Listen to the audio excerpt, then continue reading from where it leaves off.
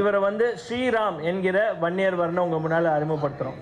என்னுடைய மகன் ஸ்ரீராம் என்கிற ராஜசேகரன் அருகாமையில் இருக்கிறார்.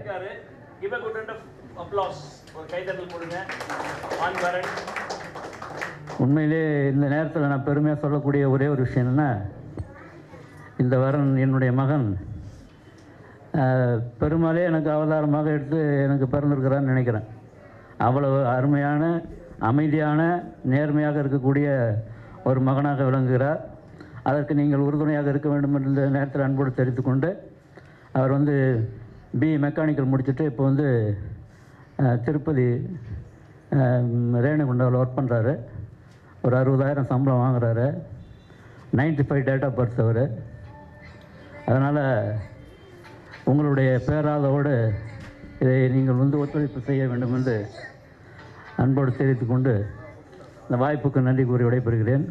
9838 சரண்ராஜ் அவங்களோட மதர் வந்திருக்காங்க, அவங்களோட மருமகள் வந்திருக்காங்க.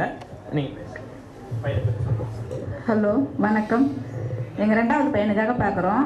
பிஸ்னஸ் தான் பண்ணுறாரு. பெட்டு அந்த பிஸ்னஸ் சொல்லி பெட்டு தலைகாணி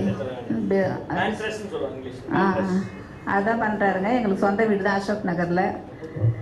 நல்ல பொண்ணாக இருந்தால் பார்க்குறோம், எதிர்பார்க்குறோம். சாரை பொறுத்தவரையும் இங்கே பக்கத்தில் தான் இருக்காங்க, ஜாஃபர் கான்பேட்டில் இருக்காங்க. அவங்களுக்காக நம்ம வந்து வன்னியர் குளத்துலேருந்து பார்க்குறோம். நீங்கள் தான் சொல்கிறீங்க ஒரு மருமகள், அவங்க வந்து சொல்கிறாங்க, அவங்க வந்து லைக் எல்லார்கிட்டையுமே நல்லா ஸ்மூத்தாக பேசுவாங்க.